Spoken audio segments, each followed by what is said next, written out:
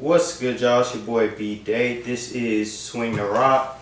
I appreciate y'all for clicking on this video. We got a good topic to get into today, so without any further ado, let's get it, man. Go ahead and share this video for me. Turn notifications on for the channel. I appreciate all the support. What's up, you guys?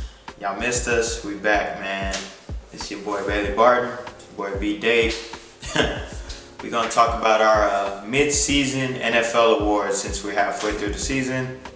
But first, I appreciate you guys clicking on this video. Go ahead and give us a like, give us a subscribe, all that. MVP of the league, man. I got this guy out of New Orleans. he been tearing it up, man. That's Drew Brees. Not funny.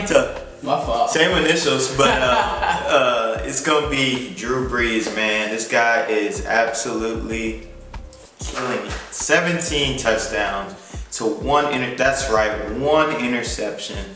He's tearing it up, man. He's efficient as ever. 77% completion rate, and mind you, he's beating teams like the Rams. You know what I'm saying? Albeit it was at home, he still beat the Rams while they were undefeated. He's beating the Vikings defense, tough games, He's just out here being a surgeon, as accurate as ever. Like I said, 77% completion. Michael Thomas is out there killing it because of him. And if we look at it, they don't really truly have a number 2 receiver. I think the number 2 is Traquan Smith. Right. I think that's his name. And essentially, that means their number 2 receiver is Alvin Kamara. Because, man, they just signed Brandon Marshall today, but they really, once they get that second receiver to take away some of Michael Thomas's coverage highlights or whatever, who knows how much scarier Drew Brees might get.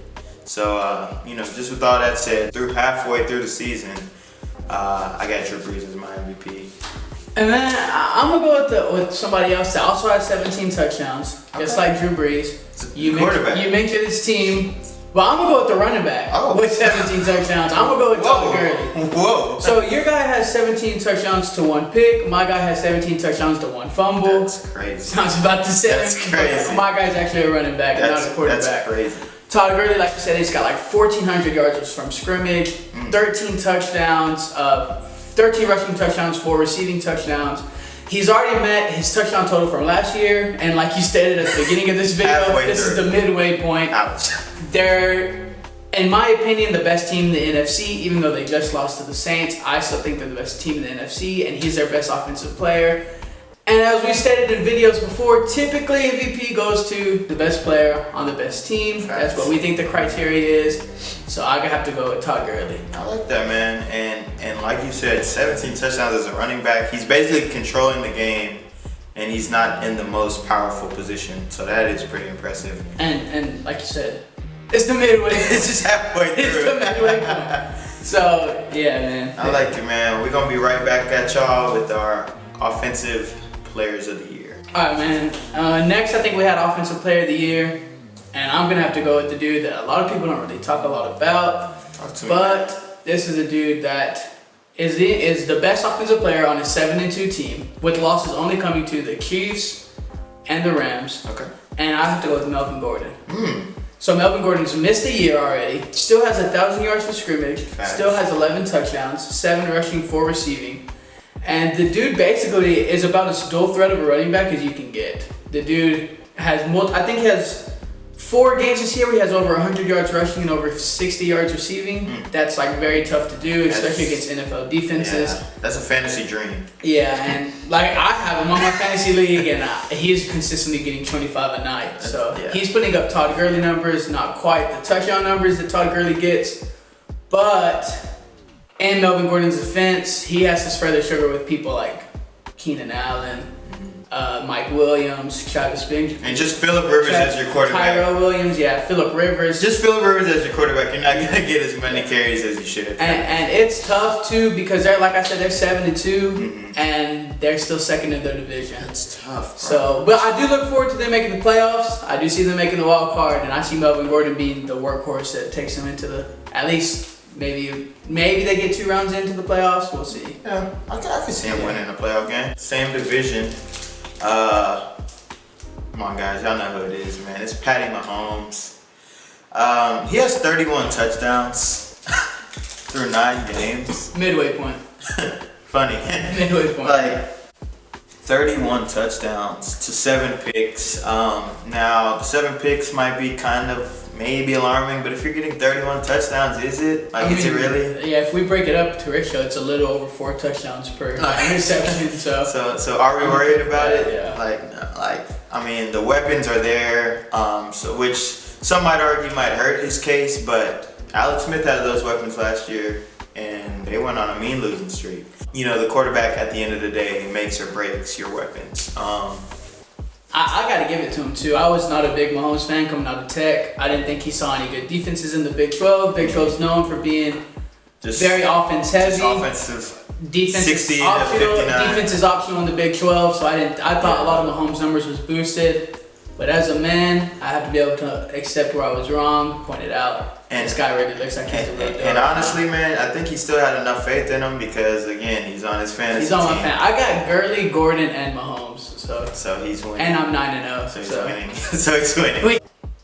The only thing I will say to, I guess, hurt my own argument is against the top tier defenses, he kind of struggles a little bit. Gotta be unbiased though. Gotta be unbiased. I gotta call it like it is, man. But 2 picks against Jacksonville, no touchdowns. That's tough. Denver played pretty well against him on that Monday night game. 2 picks in Foxborough. 2 picks in Foxborough, and the only game they lost. So he's not, just scot-free or anything like that. But with all that being said, 31 touchdowns is 31 touchdowns. And his voice is weird. Yeah. He doesn't sound like what he No, looks we're like. gonna play that thing.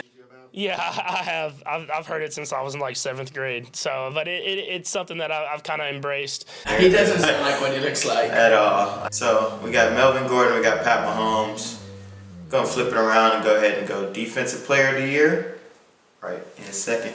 All right, defense. Now, guys, I know what you're thinking, and we're thinking the same thing. Defense doesn't sell tickets, but it does win championships. And if I had to choose one player to help me win a championship on defense, one player to build around defensively. And this doesn't happen a lot, guys, but we're gonna agree and say the same name, but it's Khalil Mack. It's gotta be. It's Khalil Mack. Stats alone, he's got 7 sacks through 9 games. He's got 4 forced fumbles, which is insane for a season, and we're only halfway through. Midway point. And he's got a pick 6 against Aaron Rodgers. That alone solidifies your case, but I'll let him get into the specifics of why we have him, like even more so.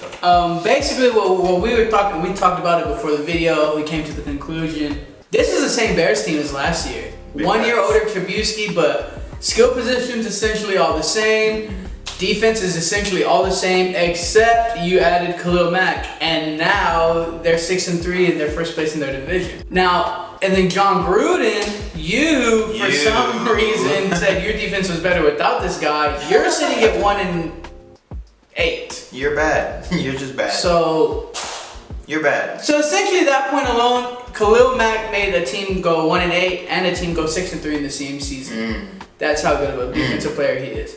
That's just why we have to agree. There's just no way. There's no way. What's understood don't gotta be explained a whole lot, but we explained it anyway. Aaron Donald, you're good. You're good, man. Like everybody else I can think of. JJ, you're having a crazy year. But proud of you, but come on. Right now, Khalil Mack's just on a different. He's like offensive coordinators can't sleep. They can't. 2 weeks before they have to play Khalil Mack. They're seeing past whoever they're playing this week. Is like, man, we got Khalil.